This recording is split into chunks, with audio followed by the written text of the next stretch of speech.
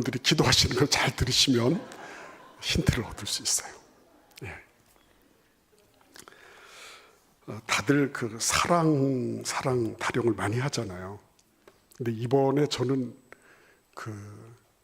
이렇게 설교를 준비하면서 제일 어려운 게 제목 잡는 거였어요. 늘 어려운데 이번에 특별히 더 어려웠어요. 왜냐하면 이 사랑이 보통 사랑은 아니거든요. 낭만적인 사랑도 아니고 무슨 남녀 간의 사랑도 아니고 이게 정말 어려운 때 꼽힌 사랑인데 이 사랑을 어떻게 표현할까? 그래서 험한 사랑, 터프 러브 이렇게 그리고 소위 말하면 끈질긴 굳센 사랑 이렇게 할까? 이러다가 다시 돌고 돌아서 참 사랑으로 왔어요. 근데 그런 고민이 있었습니다. 진짜 사랑은 뭘까? 사랑할 만해서 사랑하는 거는 누구나 할 수 있는 거예요. 사랑할 만한 사람을 사랑하는 거 그거 어려운 일 아니에요. 근데 사랑할 수 없는 사람, 그죠? 나에게 부담되는 사람, 그런 사람을 사랑하는 거는 그거는 보통 경지에 이르러서 할 수 있는 게 아니에요. 그러니까 오늘 이 본문의 그 맥락은 어떤 거죠? 한마디로 예수님 돌아가실 때가 다 됐어요. 근데 그 돌아가실 때가 됐는데 예수님이 사랑하시는 장면을 보여주시는 거예요. 그러니까 사랑은 이런 거야 라고 우리에게 딱 제시하시는 이런 장면인 거죠.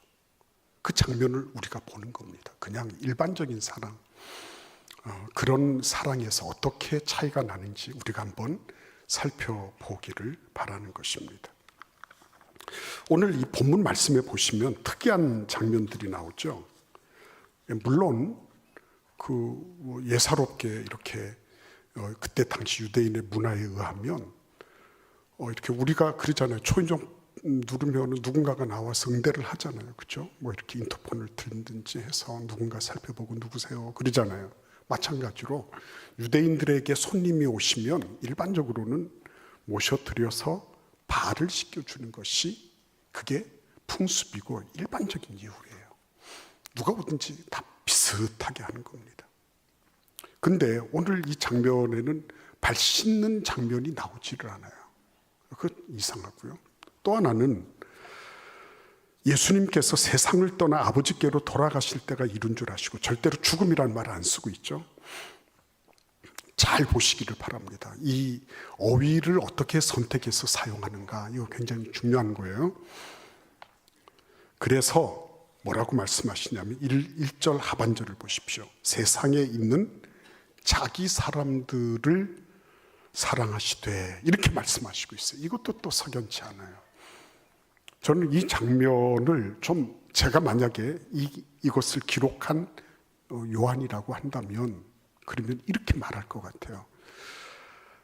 세상을 떠나 아버지께로 돌아가실 때가 이른 줄 아시고 세상에 있는 모든 사람을 사랑하시되 이렇게 쓰고 싶어요. 저는. 근데 성경은 그렇게 말하고 있지 않아요. 자기 사람을 사랑하시되 자기들끼리 자기들만의 리그를 사랑하는 건 그건 무슨 문제가 있겠어? 이렇게 생각을 하는 거죠. 그건 다 아는 거 아니야? 이렇게 생각을 했었어요. 근데 다시 한번 생각을 해보니까요. 이거는 보통 어려운 일이 아니더라고요. 왜 보통 어려운 일이 아닌가? 보통 모든 문제는 어디에서 나와요? 가까운 데서 나와요. 적은 내부에 있는 거예요. 다 그래요. 정치적으로 어디에서 문제가 났다 그러면 다 내부자 소행인 거죠. 그것이 타당하다 안 타당하다 이런 거를 얘기를 떠나서 전부 다 안에 있는 거예요. 안에. 그렇죠? 부부는 혈연 관계입니까? 어떤 관계예요? 부부는 사회적인 관계예요. 혈연 관계가 아닙니다. 핏줄이 얽혀 있지 않아요. 부모와 자식 간에는 핏줄이 연결되어 있고요. 형제 간에도 핏줄이 연결되어 있어요. 그런데 부부는 어떻죠? 가장 가깝지만은 핏줄하고는 관계가 없습니다. 그거는 관계, 인격적인 관계이면서 사회적인 관계예요. 계약 관계예요. 그런데 이 부부 관계가 어때요? 늘 가까이 있으니까 늘 좋고 행복합니까? 그런 부부도 간혹 있지만은 그렇지 않은 부부가 많잖아요. 그렇지 않은 부부가 어쩔 수 없어서 사는. 네. 어쩔 수 없어요. 이렇게 이제 제가 이렇게 말씀을 드릴 때 함께 박자를 맞춰주고 또 이렇게 함께 반응을 해주는 건 좋은 일이에요. 예, 빨리 하시고 꺼주면 더 좋고. 예. 그러니까 여러분 기억하십시오. 가까이 있는 사람들, 여기에서 보시면 지금 자기 사람들은 누구예요? 자기 사람, 자기 제자들이잖아요. 지금 식탁에 앉아서 밥을 먹는 사람들. 이 제자들은 누가 있어요? 이 제자들 가운데는 가룟 유다가 있잖아요. 자기를 팔 사람이란 말이에요. 그도 예수님의 사랑에서 제외되지 않았다는 거예요. 그 다음에 가룟 유다 말고 다른 제자들은 뭐 멀쩡하니까 괜찮아요? 아니에요. 이 사람들도 이제 조금 있으면 남몰라라 하고 다 도망가고 다 배신할 사람들이에요. 근데 그들을 향해서 어떻게 해요? 자기 사람들을 사랑하셨다. 다 알고 계세요. 모르는 게 없습니다. 그럼에도 불구하고 그들을 사랑하시는 거예요. 여기서 끝까지라는 말은 뭐 시간적으로 마지막까지 이런 뜻도 있는 것 같지만 그보다는 풀로 사랑하셨다는 거예요. 사랑의 한도 그 마지막 끝까지 사랑하셨다는 거예요. 찐으로 사랑하신 거예요. 모든 힘을 다 쏟아부어서 사랑하셨다는 거예요. 그러니까 여러분, 나를 배반할 사람, 나를 팔아버릴 사람 그 와중에 계신데요. 예수님이 어떻게 하셔요? 그 사람들로부터 사랑하고 계신 거예요. 그러니까 여러분, 사랑을 논하려고 하면 멀리 있는 사람, 사랑할 만한 사람 논할 이유가 없어요. 그거는 예수 안 믿어도 다 아는 거예요. 진짜 사랑은 어디 있어요? 가까운 데 있는 사람. 가까운 데서부터. 근데 그 가까운 데 있는 사람이 사랑할 만한 그런 여지가 없어요.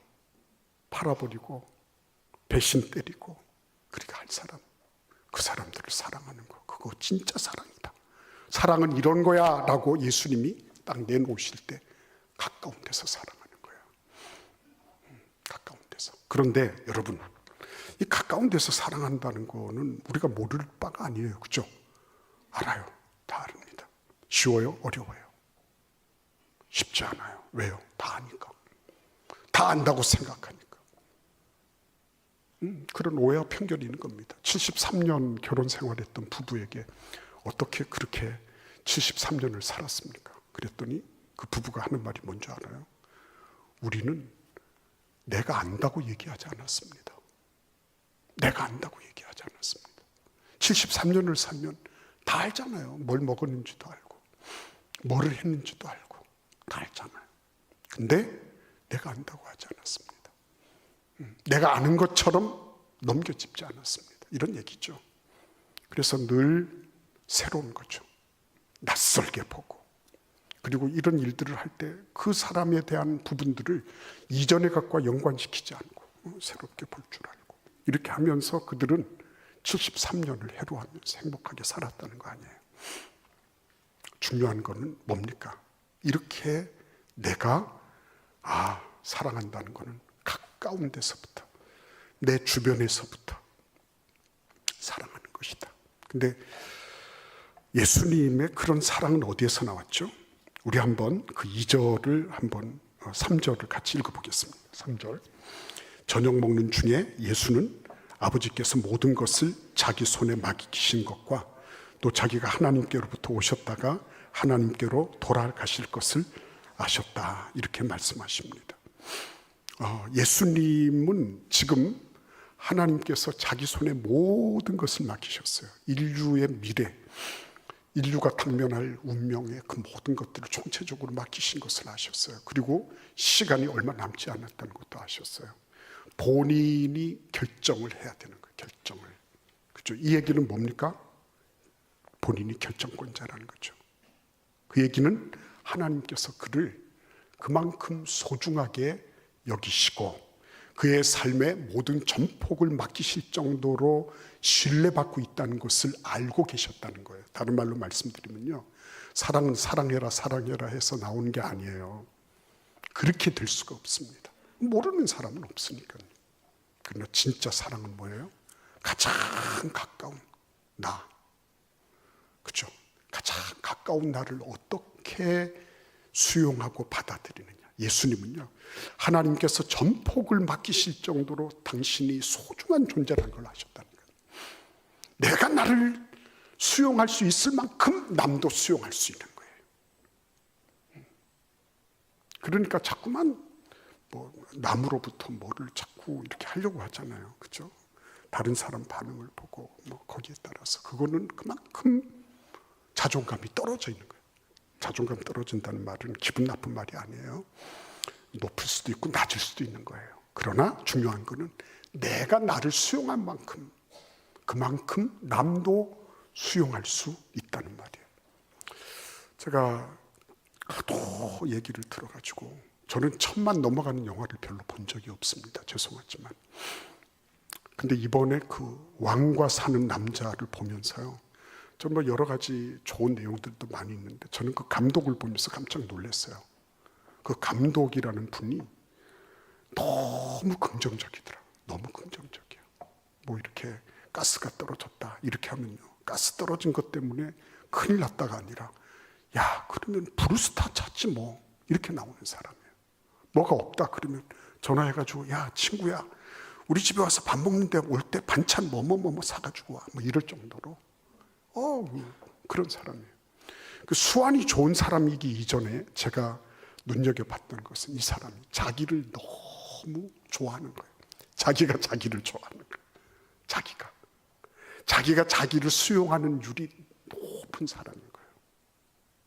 그러니까 그 사람이요, 참 어렵고 힘든 과정들, 학교에서도 별로 성적도 안 좋고, 야 항준이가 뭐 했다 그러면 야 걔도 그러냐 뭐 이렇게 할 정도로, 그럼에도 불구하고 그는 늘 충족돼 있었던 거예요. 만족스러웠던 거예요. 제가 그 장면을 보면서 그렇구나. 여러분, 병적인 자기애 말고, 이기적인 자기애 말고, 자기 중심적인 그런 자기애 말고요, 예수님은 어떻게 했어요? 하나님께서 자기를 보시는 눈으로 자기를 보시고 있었어요. 그렇기 때문에 지금 다들 이게 반역의 무리들이란 말이에요. 생각해 보세요. 하나는 팔아버릴 거, 나머지 11은 다 도망쳐버릴 이 배신의 무리들이란 말이에요. 그 배신자들 가운데서 예수님이 지금 뭐라고 계세요? 지금 그들의 발을 닦아주시는 거예요. 예. 여러분, 이거는 단순하게 예수님이니까 이렇게 생각하지 말자고요. 예수님은 하나님의 관점으로 볼 수 있었어요. 하나님의 관점으로. 내가 얼마나 소중한 존재인지, 내가 지금 일거수일투족을 던지는 것이 얼마나 이것이 앞으로 미래를 결정할 일인지를 알고 계시는 거예요. 우리 아들, 딸도요, 공부 잘하는 것도 좋고 다 좋아요. 그거 뭐 못하자는 거 아닙니다. 그러나 진짜 중요한 건 뭐죠? 그들이 나를 수용할 수 있도록, 나 자신의 잘된 것, 못된 것 할 것 없이 그런 것 저런 것들을 다 수용해서 나를 사랑스럽게 볼 수 있도록 하는 거. 그건 어디에서 나오는 거예요? 하나님의 관점으로. 하나님의 관점으로. 그렇게 할 수 있다면 그분은 정말 양육을 잘하신 거예요. 근데 여러분, 오늘 여기 보시면 예수님께서 저녁 잡수시던 자리에서 일어나셨다 그랬습니다. 다들 눈치 보면서 누가 발을 씻겨줄 것일까? 이 발을 씻는다는 것은 종들 가운데서도 제일 비천한 종, 제일 말단 종이 하는 거예요. 종도 비천한데 그 가운데 최고가 아니에요. 최악으로 비천한 종이 맡은 직임이 발 닦아주는 거예요. 근데 서로 제자들도 눈치가 있어서 내가 뭐 굳이 그렇게 할 필요가 있겠나 이렇게 하면서 이제 드디어 식사가 시작이 된 거 아닙니까? 근데 예수님께서 잡수시던 중에 일어나셔서 발을 닦아주기 시작하신 겁니다. 이 발이 뭐죠? 발. 신체 부위 중에서 제일 밑바닥에 있어요. 그죠? 제일 천하고 홀대받는 부분입니다. 다른 말로 얘기하면 이 발은 사실상 인간적인 결점이 있죠. 냄새나는 부분이고요. 그리고 인간적으로 보면 그닥 자랑스럽지 않은 부분이에요. 가리고 싶은 부분이에요. 근데 그 부분을 예수님께서 오셔서 닦아주시는 겁니다. 완전히 겉옷을 벗으시고 그리고 수건으로 허리를 동이시고 세수대에 물을 받아오셔서 하는, 그러니까 그 종이 하는 그 일을 예수님이 지금 그대로 하고 계신 거예요. 그러면서 뭘 닦아주세요? 발을 닦아주고 계신 겁니다. 예. 가까이 있는 사람들이에요. 가까이 있는 사람들인데 그 가까이 있는 사람들이 뭐예요? 가장 음습하고 가장 부족하고 가장 몹쓸, 그죠? 때가 묻어있고 하는 부분을 예수님께서 닦아주시는 거예요. 예. 그러니까 사랑을 말하는 사람들은요, 내가 진짜 그 사람의 약점, 그의 결점, 모자란 부분, 이런 부분들을 붙잡고, 그래, 내가 그것을 닦아줄게, 그걸 씻겨줄게, 이렇게 얘기할 때까지는 사랑을 말하면 안 되는 거예요. 뭐 누구를 사랑하고 뭐를 사랑하고 다 얘기를 하지만요, 그거 약점을 담당하려고 하지 않으면은, 그러면은 아직은 아닌 거죠. 이사야 53장 4절에서 이렇게 말씀하십니다. 그는 실로 우리의 질고를 지고 우리의 슬픔을 당하였거늘. 예, 예수님은 우리의 질고와 아픔을 담당하신 분이에요. 우리가 잘하는 것, 괜찮은 것, 좀 이렇게 영광과 권세와 힘 있는 어떤 거를 예수님이 같이 거들어 주시려고 하신 게 아니고요, 참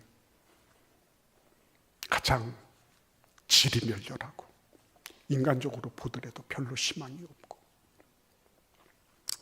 세상적으로 보더라도 막 별로 그렇게 빛도 나지 않고 하는 그 부분을 붙잡아 주는 거죠. 이거를 예수님은 지금 제자들의 눈앞에서 행하고 계신 거예요. 아니, 질고를 담당하셨다. 누가 그걸 대신해 줄 수 있어요? 우리 집사는 며칠 동안 계속 끙끙 앓았는데요, 쉽지 않더라고요. 그거 뭐 어떻게 해요? 뭐를 뭐 해봐야 뭐 대신 아파줄 수가 있습니까? 옆에서 같이 끙끙 앓는다고 할 수가 있겠어요? 예? 잠은 오는데 막 계속 끙끙 앓고 있으니까 뭐 이런 뭐 안마기 같은 거 갖다가 이렇게 대고 있다가 보니까 힘이 풀렸어요. 그래 이 안마기가 혼자서 덜덜덜 떨고 있는 거예요. 예. 뭐 어떻게 담당합니까? 근데 예수님은 그 부위를 그렇게 붙잡고 담당하시는 거예요. 저는 여기에서 너무 은혜를 받았어요. 예수님이 제자들의 발을 씻겨주신 것처럼 내 발도 씻겨주시는데, 그렇다면 예수님께 내가 드러내지 못할 결점이 없구나. 비록 부끄럽대도 예수님은 나의 그 부끄러운 부분마저도 닦으시고 담당해 주시는구나. 자유함을 느꼈어요. 예수님께는 다 노출해도 괜찮구나. 그게 가십이 되고 부끄러움이 되고, 그것이 마치 뭐 이렇게 해서 막, 예? 그런 약점이라 할지라도 예수님께는 그것이 약점이 아니라 당신께서 씻어주시고 닦아주시고 그리고 갈무리해 주시는 그 부분이구나.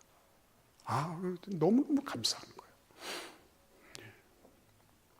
여러분, 예수님께는 그런 문턱이 없습니다. 인간에게는요, 사랑을 운운하면서 얼마든지 그렇게 할 수 있어요. 그러나 예수님은 그렇게 하지 않았어요. 묵묵히 그들의 행태를 모르고 있는 반이에요.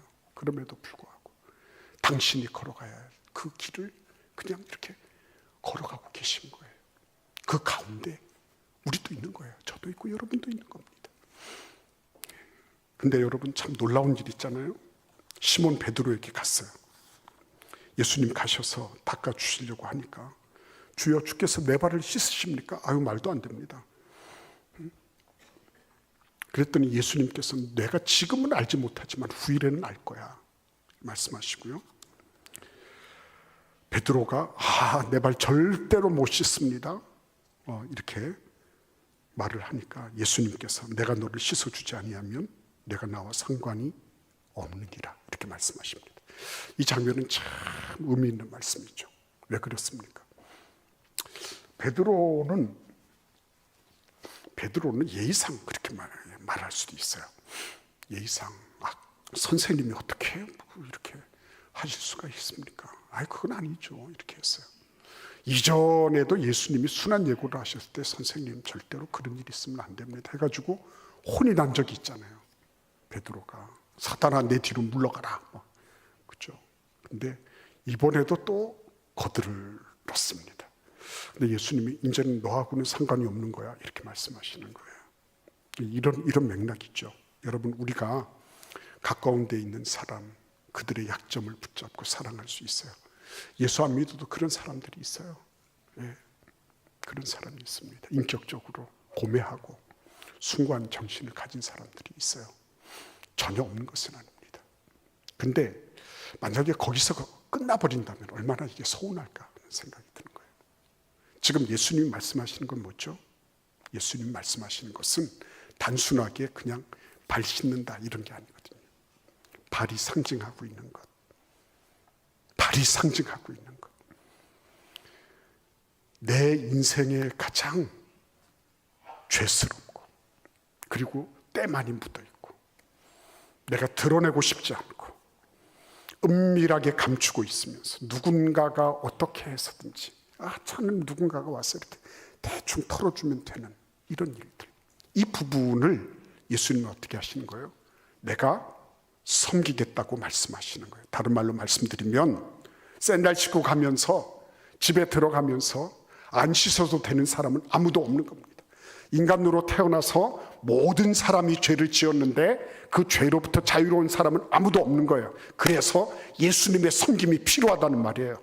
예수님의 섬김이 필요하다. 너는 지금 예의상 그런 얘기를 할지 모르지만 그러나 아무도 어느 누구도 나의 섬김이 필요하지 않은 사람은 없다는 것입니다. 예수님은 지금 뭘 의식하고 계신 거예요? 이 섬김이 단순한 정결 예식 그 정도가 아니라 뭐예요? 이것을 통해서 앞으로 일어날 하나님의 나라의 영원성, 이걸 보고 계신 거예요. 다른 말로 말씀드리면 이 씻김을 통해서 내가 섬김을 받았잖아요. 그죠? 빌립보서 2장 6절 이하에서 예수님이 사람으로 오시고 죄인으로 그렇게 되셔서 십자가에서 죽으시고 장사 지낸 바 되셨다가 계속 내려가고 계시잖아요. 그죠? 계속 내려가시는 겁니다. 그 모든 인류의 모든 죄악들에 대해서 어떤 하나도 예외됨이 없도록 예수님은 내려가셔서 모든 사람이 구원에 이르도록 하기까지 예수님은 섬기신다는 거거든요. 그 섬김으로부터 예외적인 존재는 아무도 없는 것입니다. 그러니까 우리는 지금 어떻게 하면 되는 거예요? 예수께서 씻으려고, 우리의 죄를 씻으려고 오셨단 말이에요. 오셨는데 그것을 받아들이면 되는 거죠. 받아들이면 예수님이 나의 가장 부끄러운 부분까지도 다 받아주시겠다고. 그렇죠? 그리고 그 섬김, 예수의 섬김으로부터 예외적인 존재는 아무도 없다고. 나는 이래서 안 될 거예요. 나는 이래서 모자라요. 난 이래서 자격이 없어요. 이런 소리를 하지 못하도록 예수님은 철저하게 끝까지 최상으로 그리고 저 밑바닥까지 한없이 섬기는 그 일에 예외가 없다. 이렇게 말씀하시는 거예요. 누가 여기에 대해서 말할 수 있겠습니까? 어느 누가 알고 나는 거기에서 벗어났어요. 이런 소리 하지 못하도록 예수님은 철저하게 이렇게 섬기고 또 섬기시려고 작정하신 겁니다. 여러분 한번 생각해 보십시오. 우리의 자녀들도 잘 되기를 바라잖아요. 아름답게 성장하고 좋은 학교도 가고 그리고 시집장가도 잘 가고 좋아요. 그거 좋아요. 아름다운 일이에요. 그러나 우리의 자녀들이 영원성과 관계없이 이 세상에서 잘 되는 것으로 맞췄다. 그러면 얼마나 서운할까요? 나중에 우리가 천국에서 우리 자녀들이 어떻게 그들의 생을 이어왔나를 생각해 보면 우리가 천국에서 어떤 반응을 보일까요? 그렇죠? 내 주변에 있는 우리 부모님들도 마찬가지 아니겠어요? 그들의 결국이 어떻게 될 건가? 그래, 잘 섬겨야지. 잘 섬기는 거 중요한 일이에요, 여러분. 그러나 그 섬김이 예수님은 뭘 두고 계신 겁니까? 저 영원성을 두고 섬기려고 하시는 거예요. 너 베드로지, 너 내 수제자라고 일컫지만은 내가 나의 섬김으로부터 예외적인 존재가 되는 거, 그건 아니야. 받으면 돼. 받으면 돼. 복음은 어떻게 하는 거예요? 그냥 예수께서 하신 일을 그냥 받아들이는 거예요. 아, 예수께서 다 행하셨구나. 그래. 예수께서 행하신 거 내가 그냥 받아들이는 건데요. 그렇죠? 그냥 선물인데 내가 받으면 되는 거 아니에요.